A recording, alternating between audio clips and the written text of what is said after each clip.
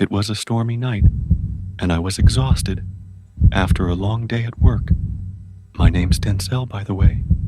So, there I was, trudging through the rain, hoping the metro would get me home faster.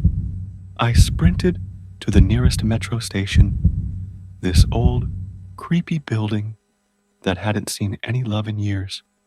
Inside, it was dark and cold.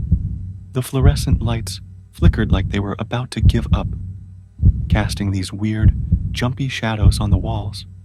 I felt a chill run down my spine, but I took a deep breath and headed to the platform.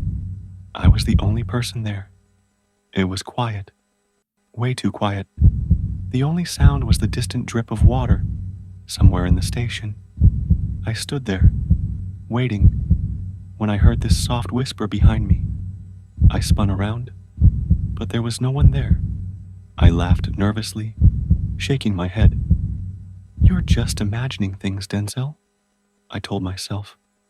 But that unease in my gut, it wouldn't go away. A few minutes later, just when I thought I was being paranoid, I saw something move out of the corner of my eye. A dark shadow slid along the wall, and the whispering started again. Louder this time. I couldn't make out the words, but the tone was cold and menacing. My heart was pounding in my throat. I wanted to run, but my legs felt like lead. The lights started flickering again, and suddenly, this shadowy figure was standing right in front of me. It looked like a man, or what used to be a man, with hollow eyes and a twisted grin. His skin was pale, almost see-through in the dim light. The figure raised a hand and pointed at me.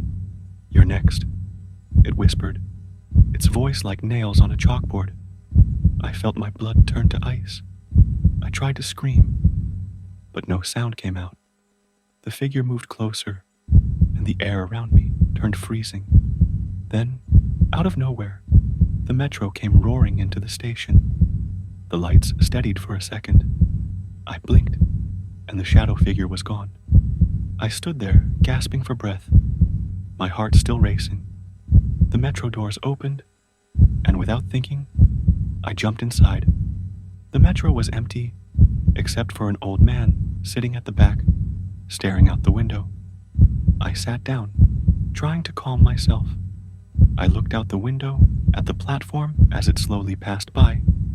Just before the doors closed, I saw the shadow figure again, grinning at me with that same horrifying expression. As the metro pulled away, I knew I'd never forget what I'd seen. That figure had left something behind, a feeling of icy fear that would never entirely go away.